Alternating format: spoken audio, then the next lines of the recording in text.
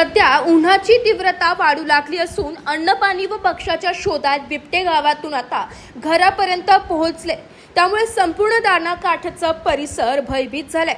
गुरुवारी नाणेगाव येथे शिंदे मळ्यात 6वा बिबट्या हा जेरबंद करण्यात आला असला तरी अद्यापही या परिसरात काही बिबटे मोकाट फिरत आहेत। याशिवाय लोहशिंगवे व लहवीत परिसरातही बिबट्यांचे दर्शन होऊ लागल्याने तेथील ग्रामस्थ देखील भीतीखाली वावरत आहेत। नाशिक तालुक्यातील दारणा पट्ट्यात असलेल्या नाणेगाव, शेवगे, दारणा, लहवीत, वंजारवाडी, राहुरी दोनवाडी, संसरी, पळसे, बेतल, दगवाट या पट्ट्यामध्ये सातत्याने बिबट्याचे वास्तव्य असून जसजसे पाण्याचे प्रमाण कमी होते तसे येथील बिबटे नागरी वस्तीकडे वाटचाल करीत आहे।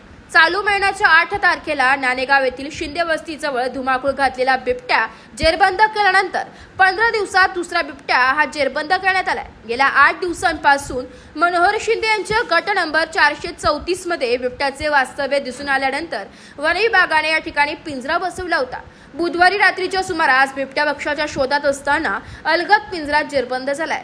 मनोहर शिंदे यांनी वन विभागाला याबाबत माहिती दिली। त्यानुसार गुरुवारी सकाळी वन विभागाचे अधिकारी विजय सिंग पाटील, अशोक खान झोडे, अंबादास जगताप आदींच्या टीमने घटनास्थळी येऊन बिबट्याला रेस्क्यू केले। पिंजऱ्यासह बिबट्याला तपासणी करून गंगापूर रोड रोपवाटिका येथे सोडण्यात आले।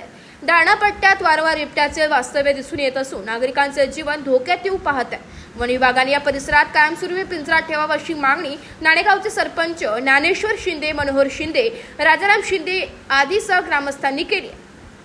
नाशिक तालुक्यात बिबट्यांची संख्या ही सातत्याने वाढत असून दारणा काठ परिसरातील नाणेगाव येथे गेल्या वर्षभरात 6वा बिबट्या जेरबंद करण्यात आला।